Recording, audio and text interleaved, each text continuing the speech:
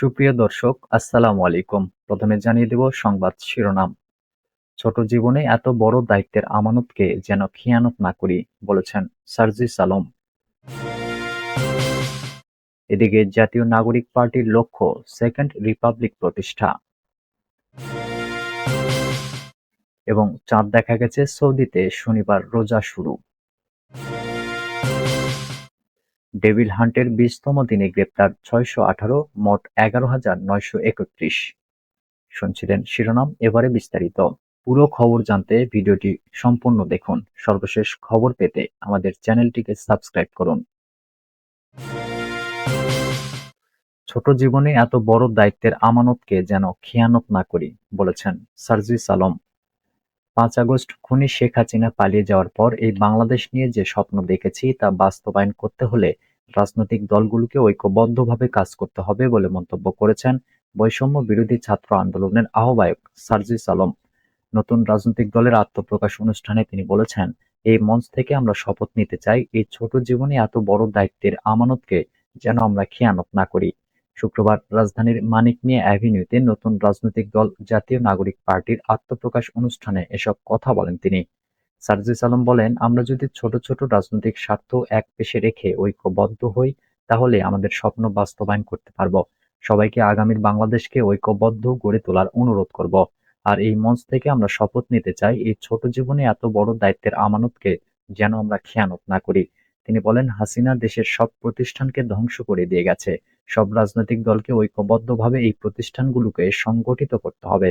খুনি হাসিনার বিচার আমাদের ঐক্যবদ্ধভাবে করতে হবে। কোনো অপরাধীর মুক্তির জন্য আমরা যেন থানায় না যাই।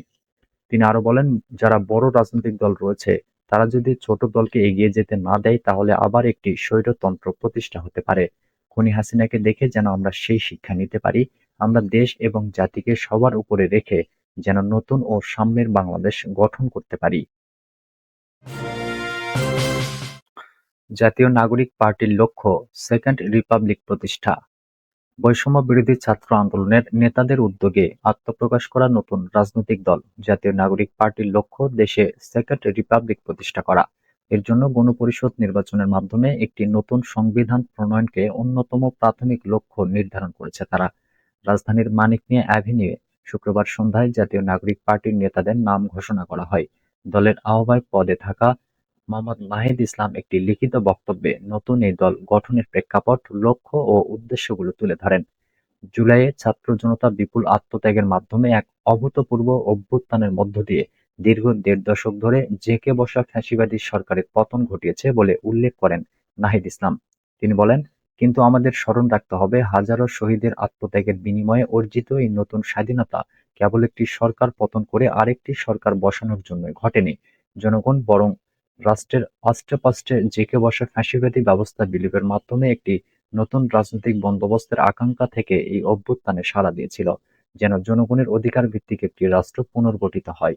এই লক্ষ্য নিয়ে জাতীয় নাগরিক পার্টি প্রতিষ্ঠার কথা উল্লেখ করেন নাহিদ ইসলাম। তার ঘোষণায় এই দল হবে একটি গণতান্ত্রিক, সমতা ভিত্তিক ও জনগণের প্রতিনিধিত্বকারী রাজনৈতিক দল।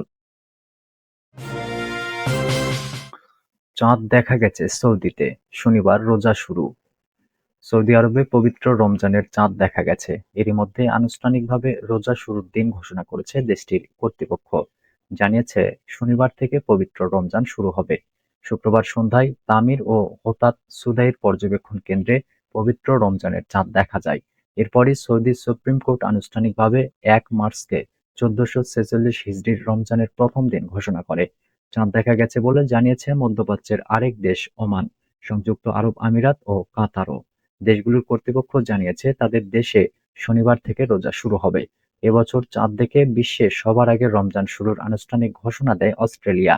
এরপর সর্ববৃহৎ মুসলিম দেশ ইন্দোনেশিয়া থেকেও একই ঘোষণা আসে। যদিও ইন্দোনেশিয়ার প্রতিবেশী ব্রুনাই ও মালয়েশিয়ায় রমজানের চাঁদ দেখা যায়নি। এ কারণে এই দুটি দেশে 2 মার্চ থেকে পবিত্র রমজান শুরু হবে। এছাড়া ফিলিপাইনও পরবর্তীতে জানায়, তাদের এখানেও আজ রাতে চাঁদ দেখা যায়নি। অপরদিকে আফ্রিকার দেশ তানজানিয়া, ইথিওপিয়ায় রমজানের চাঁদ দেখা যায়। এছাড়া ফ্রান্স ও কাল শনিবার থেকে রমজান শুরুর ঘোষণা দেয়। ডেভিল হান্টের 20তম দিনে গ্রেপ্তার 618, মোট 11,931। ঢাকাসহ সারা দেশে যৌথ বাহিনীর বিশেষ অভিযান অপারেশন টেবিল হান্টে গত ২৪ ঘণ্টায় আরও ৬১৮ জনকে গ্রেপ্তার করা হয়েছে। শুক্রবার সন্ধ্যায় পুলিশ সদর দপ্তর থেকে এ তথ্য জানানো হয়। এতে বলা হয়, অপারেশন ডেভিল হান্ট অভিযানে গত ২৪ ঘণ্টায় আরও ৬১৮ জনকে গ্রেপ্তার করা হয়েছে। আর অন্যান্য মামলা ও ওয়ারেন্টের আওতায় গ্রেপ্তার করা হয়েছে ৭৮৬ জনকে। সব মিলিয়ে ২৪ ঘণ্টায় ১,৪০৪ জনকে গ্রেপ্তার করা হয়েছে। গ্রেপ্তারের পাশাপাশি দুটি টিপছোড়া লোহার রড একটি, দেশীয় এলজি একটি, কার্তুজ একটি, ছুরি একটি, চাকু ৪টি ও একটি সুইচ গিয়ার উদ্ধার করা হয়। গত ৮ ফেব্রুয়ারি রাত থেকে শুরু করে এই অভিযানে এখন পর্যন্ত ১১,৯৩১ জনকে গ্রেপ্তার করা হয়েছে। প্রসঙ্গত, গত ৭ ফেব্রুয়ারি রাত ৯টার দিকে গাজীপুর মহানগরীর ধীরাশ্রম দক্ষিণ খান এলাকায় সাবেক মন্ত্রী ও জেলা আওয়ামী লীগের সভাপতি মোজাম্মেল হকের বাড়ি ভাঙচুরের অভিযোগ তুলে শিক্ষার্থীদের উপর হামলা করেন স্থানীয় বাসিন্দারা। এতে আহত হন অন্তত ১৫ শিক্ষার্থী। গাজীপুরের এ ঘটনার পরই নড়েচড়ে বসে স্বরাষ্ট্র মন্ত্রণালয়, ঘোষণা দেয় অপারেশন ডেভিল হান্ট অভিযানের। এরপর ৮ ফেব্রুয়ারি রাত থেকেই সাঁড়াশি অভিযান শুরু করে যৌথ বাহিনী।